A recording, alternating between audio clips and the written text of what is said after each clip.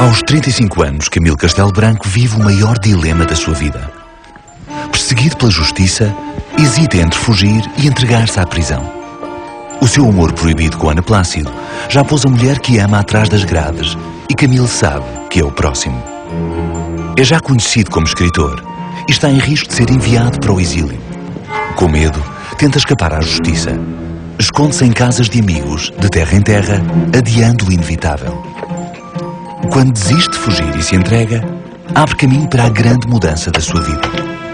O ano que passa na cadeia da relação é decisivo. Como se fosse uma questão de vida ou morte, Camilo Castelo Branco escreve sem parar. Em 15 dias termina aquele que será o seu livro mais célebre. O Amor de Perdição chega ao público em 1862 e torna-se um tremendo êxito. Os leitores choram as desventuras do amor puro que se confronta com a tragédia. Vivem como seus os amores trágicos de Simão, Teresa e Mariana. Amou, perdeu-se e morreu amando. É a história. E história assim poderá ouvi-la a olhos enxutos, a mulher, a criatura mais bem formada das branduras da piedade, a que por vezes traz consigo do céu um reflexo da divina misericórdia? Essa, a minha leitora, a carinhosa amiga de todos os infelizes, não choraria se lhe dissessem que o pobre moço perdera a honra, reabilitação, pátria, liberdade, irmãs, mãe, vida, tudo, por amor da primeira mulher que o despertou do seu dormir de inocentes desejos?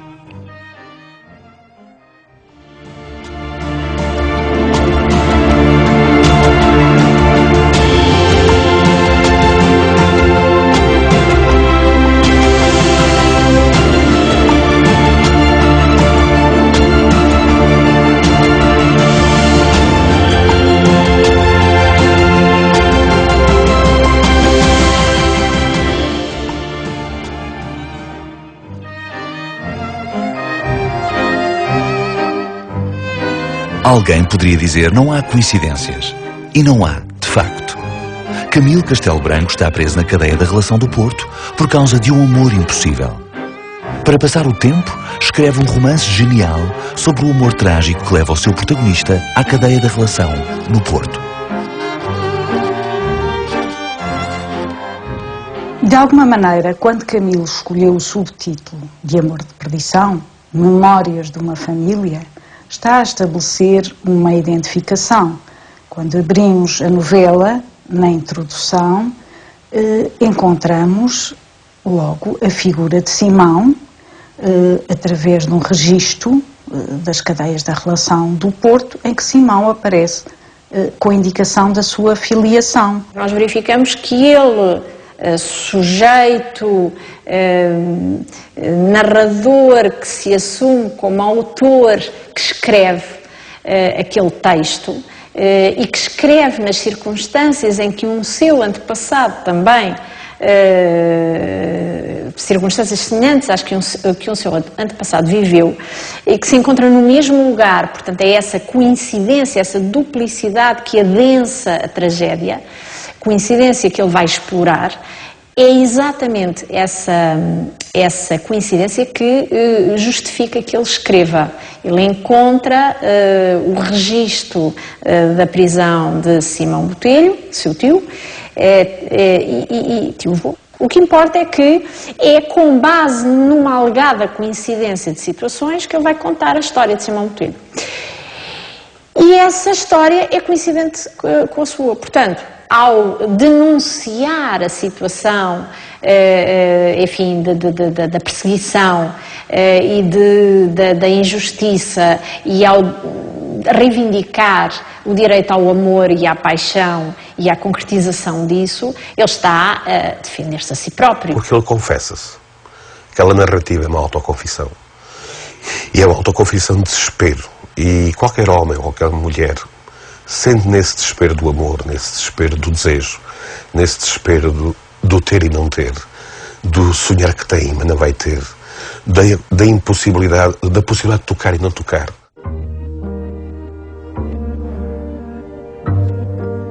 Em 1849, num baile de carnaval, Camilo Castelo Branco conhece o amor de uma vida. Ana Plácido, inocente de 17 anos, solteira ainda. Camilo apaixona-se nesse momento, mas de pouco vale. Um ano depois, Ana Plácido casa com Manuel Pinheiro Alves, imigrante que fizera fortuna no Brasil. Camilo vai para Lisboa determinado a fazer-se escritor, mas os planos não correm como previsto. Volta ao Porto, muda de vida, ingressa num seminário. A vocação religiosa também falha. Fica no Porto e regressa à escrita. Vai publicando furiosamente. Torna-se conhecido a partir de 1856 com a edição de Onde está a Felicidade, obra elogiada por muitos, entre eles Alexandre Herculano. No Onde está a Felicidade, Camilo captou alguns dos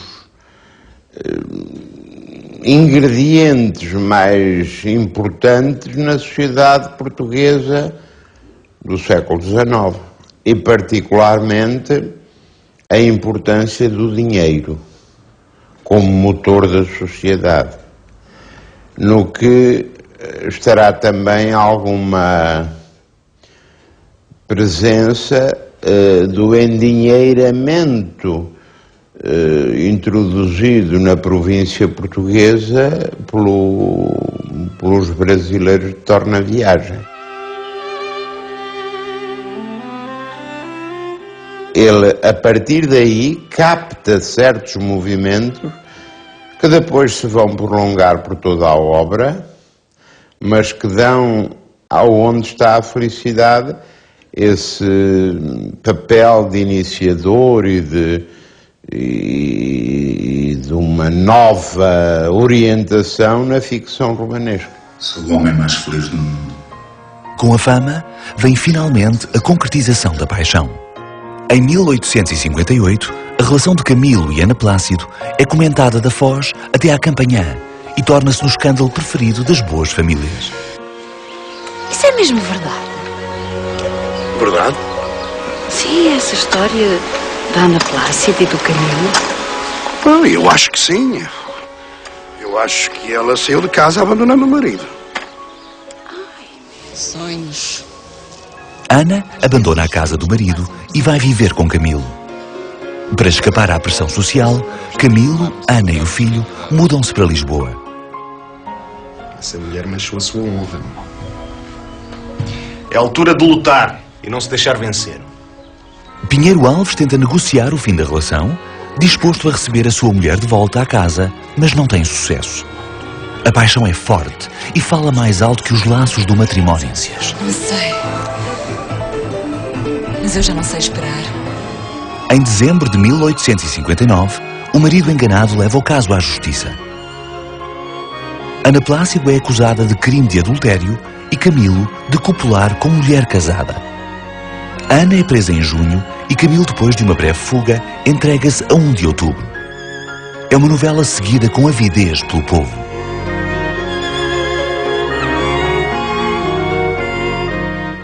Toda a gente conhecia o que tinha acontecido com os amores difíceis do Camilo com a Ana Plácido.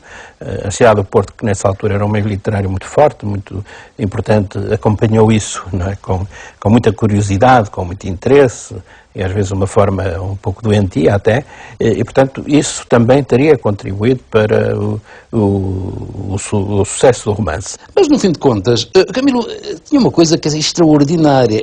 Antes de haver publicitários, um publicitário extraordinário. Ele estava na cadeia por causa do amor infeliz. O que é que fez a promoção do amor por perdição? Foi o amor infeliz, foi o facto de ele e Ana Plácido estarem na cadeia naquele momento. O Camilo nisso tinha um sentido de oportunidade notável. Se Simão estava no leito doente ou prostrado, Mariana, que tivera alguns princípios de escrita, sentava-se à banca e escrevia 100 vezes o nome de Simão, que muitas vezes as lágrimas deliam. E isto assim, durante 7 meses, sem nunca ouvir nem proferir a palavra amor. Isto assim depois de vigílias noturnas, ora em preces, ora em trabalho, ora no caminho de sua casa, onde ia visitar o pai a deshoras. Simão é condenado ao exílio na Índia. Embarca, mas ao saber da morte de Teresa, decide também pôr fim à vida. A Mariana só restará uma decisão. Se eu morrer, que tenciona fazer, Mariana? Morrerei, Sr. Simão. Morrerá. Tanta gente desgraçada que eu fiz. Mariana é uma intrusa, de alguma forma. O que ela é a força dela é porque é a desgraça completa. Quer dizer, a Teresa sofre, mas sabe que o Simão sofre por ela. Enquanto que a Mariana não. Ela sofre por alguém que não a quer, que a olha com amizade. E não há nada mais duro, não é, do que uma pessoa estar apaixonada por outra que lhe oferece a sua amizade. A pessoa quase prefere o ódio, não é? Então prefiro que me odeies, ou não te quero ver mais, não é? Agora eu, apaixonadíssima por alguém que me oferece amizade, quer dizer, isso é um balde de água gélida, não é? De facto, esse trio amoroso resolve-se através da morte. Aquilo que não seria aceitável em vida, de acordo com os códigos éticos e morais e sociais da altura, torna-se de alguma forma espiritualizado e aceite na vida para além da morte. Porque ele tinha esta percepção do que as pessoas eram, do que as pessoas sentiam, e isso o transformou de facto no escritor do povo. Ele é um dos poetas e dos escritores do povo, exatamente por essa percepção dos nossos sentimentos, das nossas preocupações, das nossas canseiras, daquilo que são as nossas expectativas face ao futuro, daquilo que são as relações amorosas, porque ele foi um namoradeiro muito grande. Bom, eu suponho que a experiência do Carlos foi muito rica do ponto de vista literário para Camilo. Aliás, o Camilo dizia, eu não tenho imaginação, tenho memória. E o elemento autobiográfico é efetivamente fundamental na obra de Camilo. E não se pode entender o Camilo sem conhecer a vida de Camilo, que é uma vida também dramática e romanesca, porque o Camilo teve também uma vida romanesca, cheia de amores, de duelos, de conflitos, de guerrilhas literárias e não só, não é verdade? O Camilo viveu em estado de irritabilidade permanente, com ele próprio e com os outros, de impaciência com os outros, e viveu também uma dinâmica muito curiosa que acontece em muitos autores, de vítima carrasco. Não é? Por um lado castigava as pessoas que ele julgava que não obedeciam àquilo que ele entendia que devia ser, e por outro lado arvorava-se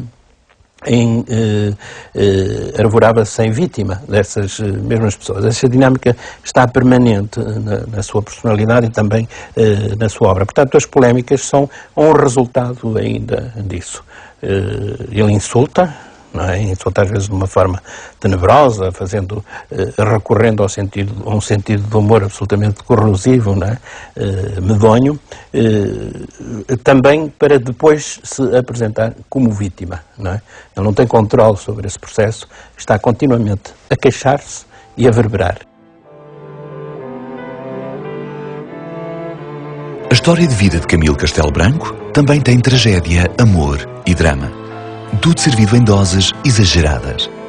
Os seus livros não são filhos do acaso. É fácil explicar a personalidade conflituosa, a instabilidade de espírito, a inadaptação aos locais, através da infância e juventude que viveu.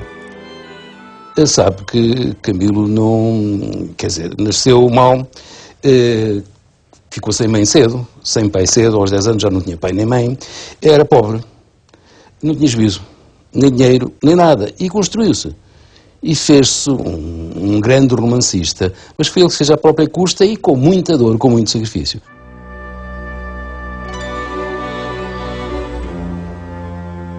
Camilo Castelo Branco nasce em Lisboa, no Bairro Alto, a 16 de março de 1825. É registado como filho de pais incógnitos. Quando tinha 2 anos, morre a mãe, Jacinta Rosa. O seu pai, Manuel Joaquim Botelho, registra Camilo como seu filho legítimo, sem nunca legalizar o nome materno. E morre, tem Camilo 10 anos. Despachado para os familiares de Vila Real, fica a conhecer a história de seu tio, Simão Botelho, o homem que ficará no centro de Amor de Perdição. Por não se entender com a família, muda para a casa do padre António José de Azevedo, em Vilarinho da Samardã. Nesta Samardã passei eu os descuidos e as alegrias da infância, na companhia de minha irmã, que ali casou, e daquele padre António de Azevedo, alma de Deus, missionário fervoroso, que me podia ensinar tanto o latim, tanta virtude, e só me ensinou princípios de canto-chão, os quais me serviram de muito para as acertadas apreciações que eu fiz depois das primadonnas. O norte de Portugal torna-se o seu território natural. É aí que cresce, que começa a escrever, aprende a amar e a enjeitar responsabilidades. Camilo não dizia bem de nenhuma terra. Portanto, essa relação com os espaços, da única terra em que ele disse bem foi de Vilarinho da Samardã, onde passei os mais felizes anos da minha mocidade. Portanto, mas ele diz mal de todas as terras, à exceção desta de Vilarinho da Samardã. Camilo, se nós imaginarmos, independentemente das viagens das suas personagens, o triângulo camiliano tem apenas 3 vértices, por onde ele se movimentou. Se pensarmos que um é Lisboa, outro Lamego e outro Vigo, ele praticamente não saiu deste triângulo. Não é? Mas de Lisboa, onde nasceu e onde voltou muitas vezes por causa dos editores, e não só, porque ia para Lisboa, esteve internado em Lisboa e ia aos médicos a Lisboa. Vila Real, onde viveu com a tia Rita Emília, dos 10 aos 12 anos. Em Vilarinho da Samardã, onde viveu com a irmã e o cunhado, que era médico. Em Ribeira de Pena, onde casou pela primeira vez e cuja mulher e filha abandonou bem cedo. O caso do Porto, que é, na maior parte das opiniões, a grande cidade de Camilo Castelo Branco. Aos 16 anos, casa com Joaquina Pereira, uma paixão apressada pela juventude. Ao fim de 2 anos, já fez nascer a primeira filha e já abandonou a família, instalando-se no Porto. A Boémia fala mais alto que os estudos de liceu e da Faculdade de Medicina. Em Vila Real, conhece Patrícia Emília de Barros, sua prima, e decide fugir com ela. Colabora com revistas e jornais, publica peças de teatro e poemas. A sua primeira mulher e a filha morrem, e em 1848 nasce a segunda filha, fruto da relação com a prima. Aos 23 anos, abandona a nova família em Vila Real e volta a instalar-se no Porto como jornalista. Uma vida um pouco boémia por cafés, pelo Águia de Ouro, por exemplo, e, por conseguinte, tinha um conjunto de amizades nas quais se movia e que, naturalmente, se aplicavam em boa parte à conquista, não é? Logo nessa altura, não é?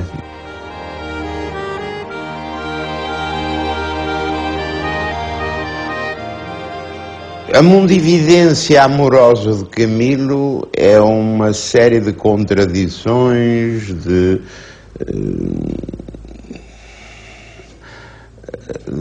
quebras, não é? De mudanças que a tornam em si um romance. Mesmo depois da sua ligação com Ana Plácido, e que deu lugar àquela retenção na cadeia da relação do Porto, digamos, por solidariedade com ele, porque ela estava indiciada num processo de adultério, mas ele era tido e havido por um homem tão instável que, quando foi do julgamento, o advogado dele, que era o Dr. Marcelino de Matos, pediu ao juiz para fazer o julgamento à porta fechada, para poder explanar ali uma série de características do próprio Camilo que não convinha trazer a público, não é? Há pormenores curiosos em relação ao processo, em que na altura da audiência houve uma enorme trovoada e uma das testemunhas fugiu da sala assustada com o trovão, e há até uma história que se conta acerca do advogado Marcelino de Matos, que, quando está a fazer a defesa final dos réus, há um grande trovão que assusta toda a sala e reposta a normalidade. Ele vira-se para os jurados e diz: senhores jurados, é o céu a manifestar a sua cólera contra a acusação que pesa sobre os arguidos.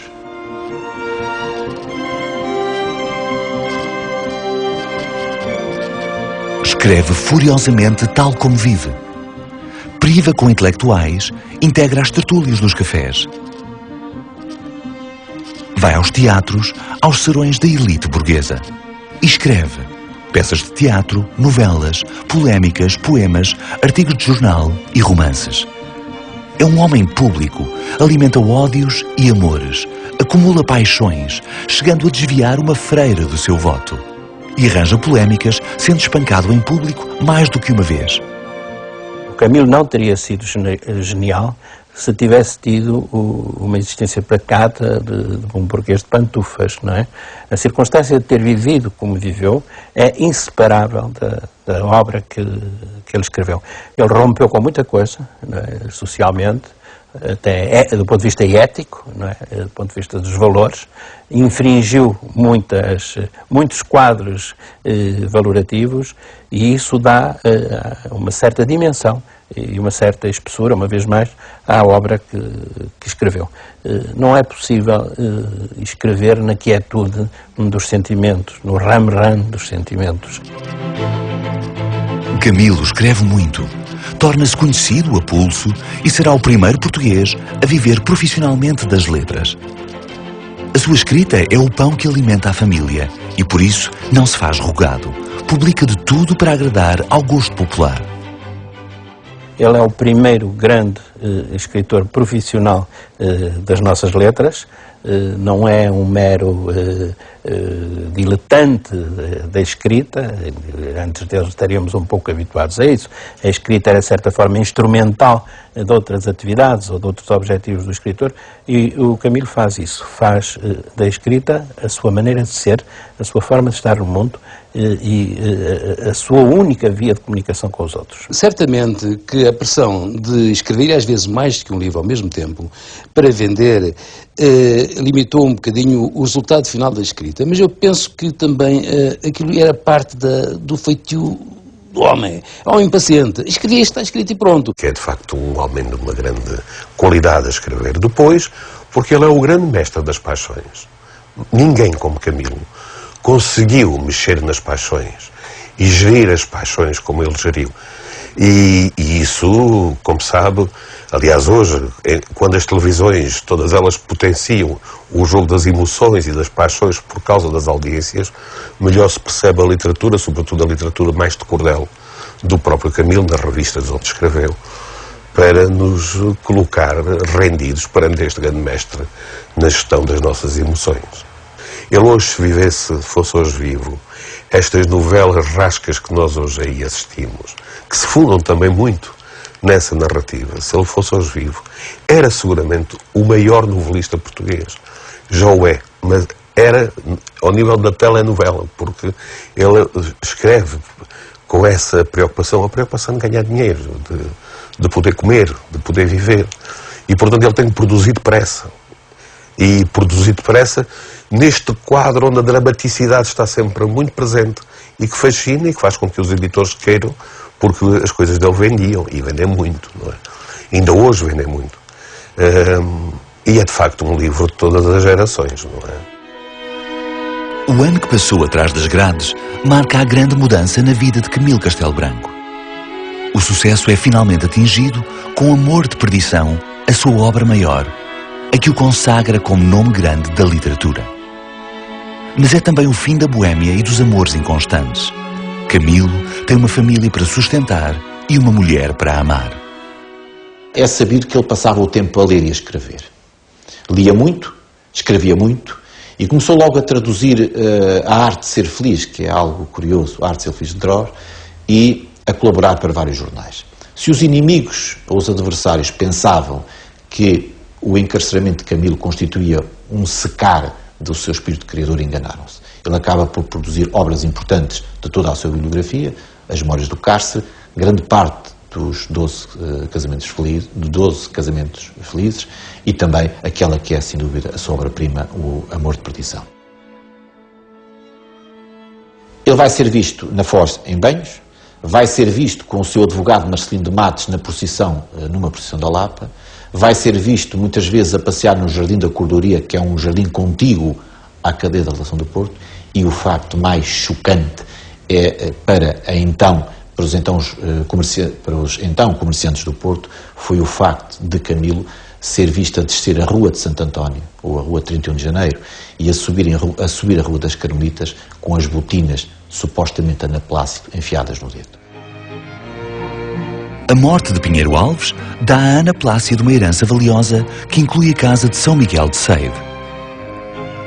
É para lá que Camilo se muda com a família para escrever e educar os filhos Jorge e Nuno. O primeiro, louco. O segundo, jogador e mulherengo. E o escritor continua a gostar de boas farsas e de melhores tragédias. A vida do escritor continua a acompanhar a obra. Ambas refletem a ruralidade nortenha e as tramas romanescas da época. Mas terão sido felizes os dias de Camilo na casa de Seide?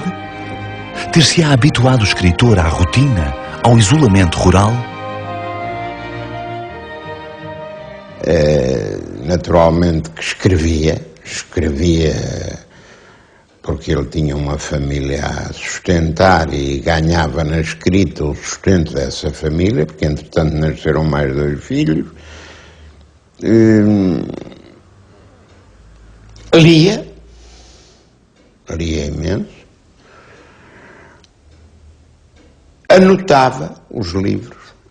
Nós temos aqui livros ainda com anotações quase sempre a lápis, porque ele lia na cama. Por outro lado, as relações dele com a Ana Plácido eram umas relações curiosas de ódio-amor. Ele foi sempre um apaixonado da mulher, mas ao mesmo tempo uma pessoa que ela tinha uma certa dificuldade em aturar no dia-a-dia aqui de Seide. E, portanto, ele entre a escrita, a leitura e as saídas preenchia razoavelmente o tempo, sem com isto dizer que ele não tivesse momentos de tédio, momentos de aborrecimento aqui.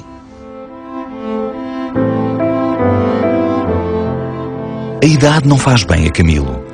As preocupações financeiras aumentam e a saúde sofre. Mas o pior é a evolução da literatura, que insiste em arrumar os escritores consagrados na prateleira empoeirada do romantismo. Ele dá-nos um Portugal de uma certa época, dá-nos um Portugal de um certo espaço. E desse ponto de vista, talvez se explique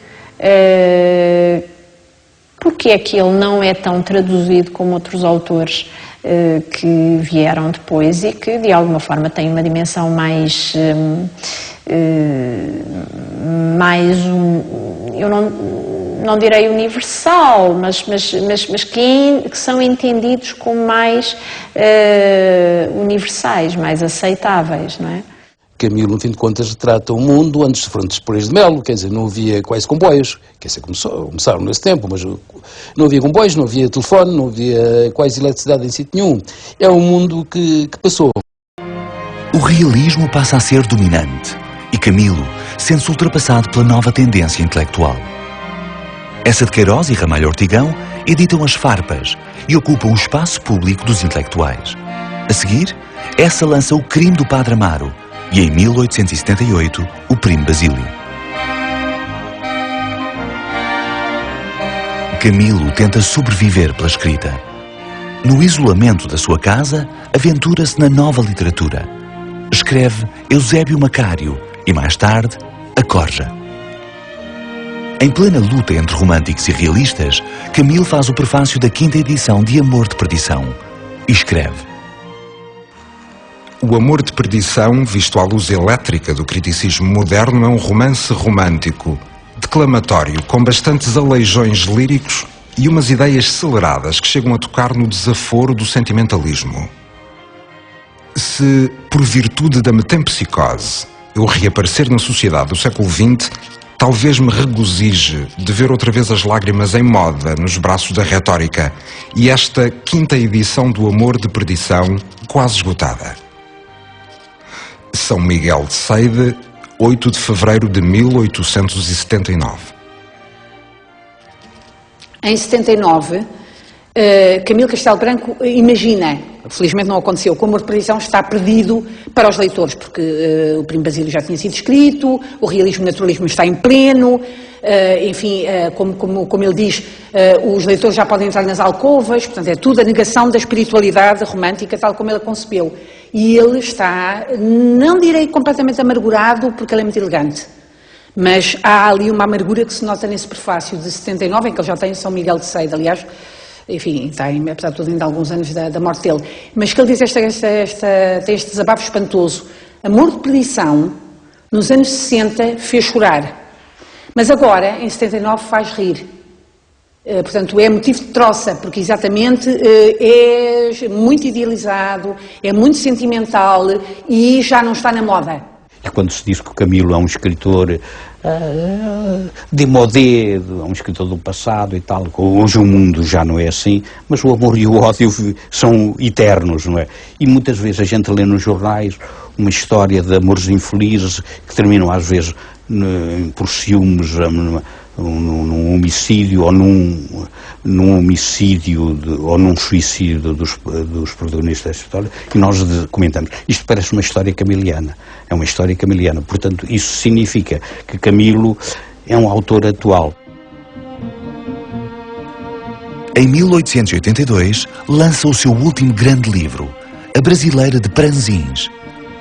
No ano seguinte é obrigado a vender parte da biblioteca. E quando um escritor vende os livros com que alimentou a sua arte, é certo que algo de grave se passa. O diagnóstico clínico acumula doenças várias, filhas da boémia e da falta de posses. Em 1885, consegue finalmente o título que havia pedido há 15 anos. Torna-se Visconde de Correia Botelho. No ano a seguir, publica o último romance e o filho Jorge é internado, dado como louco. Ao seu lado, continua Ana Plácido, a mulher de personalidade forte que o obrigara às responsabilidades familiares. Ela ajuda-o a escrever e trata-o quando se sente demasiado fraco. Eu creio que Ana Plácido, se não tivesse havido a vizinhança desse monstro sagrado que foi o Camilo Castelo Branco, poderia perfeitamente ter levantado uma obra própria. E uma obra com bastante grandeza, com pujança, e uma obra que certamente se teria imposto. Mas teve realmente, digamos, a delicadeza ou a modéstia, ou quer que seja, isto também estava dentro dos costumes da época, de se colocar um pouco à sombra do gênio que com ela coabitava. Isso foi-lhe fatal, não é? Foi-lhe fatal. Levou-a, de facto, a subalternizar-se até a um ponto que provavelmente seria muito angustiante para ela, mas que também dá a dimensão da sua grandeza. Naquele casal, o que estava presente, no fundo, era o culto da genialidade, não é? Um culto em que, de facto, o ídolo era o Camilo e a Ana Plácido seria a sacerdotisa. Em 1888, casa finalmente com Ana Plácido. Ela tem 56 anos e Camilo está a chegar aos 63.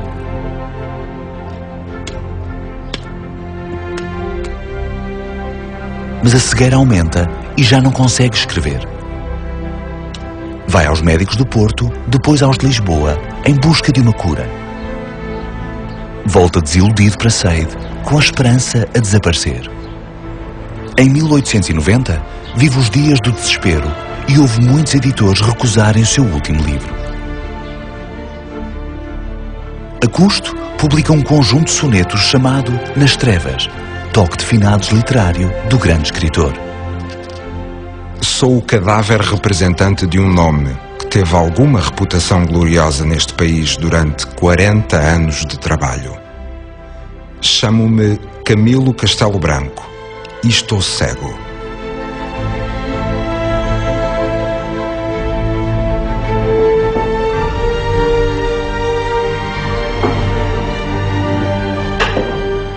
O oftalmologista que o visita na sua casa em Sade no dia 1 de junho de 1890 não lhe permite a esperança. A cegueira é irreversível. Sozinho na sala, Camilo desiste da vida. Encosta o cano do revólver ao lado direito da cabeça e dispara. quem depende dos olhos, a quem depende da escrita, depende da leitura, para quem tudo mais importante fez na vida, deixar de ver. E não foi só deixar de ver, a doença não tirou só os olhos, a vista. A Camilo também andava com dificuldade, era preciso levá-lo. Camilo teve um fim triste, uma vida doente, e depois cometeu o suicídio, que aliás o suicídio era uma ideia romântica antiga em Camilo. Quer dizer, provavelmente não teria a ver nada com a realidade. O suicídio de Camilo é um bocado de eutanásia, não é abreviar um fim, quando a vida já não tem qualidade nenhuma. Tal como Mariana, que em amor de perdição se atira ao mar ao encontro de Simão, também Camilo escolhe terminar os seus dias por não mais poder exercer o amor pela escrita. Antes que o baque do cadáver se fizesse ouvir na água, todos viram, e ninguém já pôde segurar Mariana, que se atirara ao mar. Viram-na um momento esbracejar, não para resistir à morte, mas para abraçar-se ao cadáver de Simão, que uma onda lhe atirou aos braços. O comandante olhou para o sítio de onde Mariana se atirara e viu, enliado no cordame, o avental e, à flor da água, um rolo de papéis que os marujos recolheram na lancha. Era, como sabem, a correspondência de Teresa e Simão.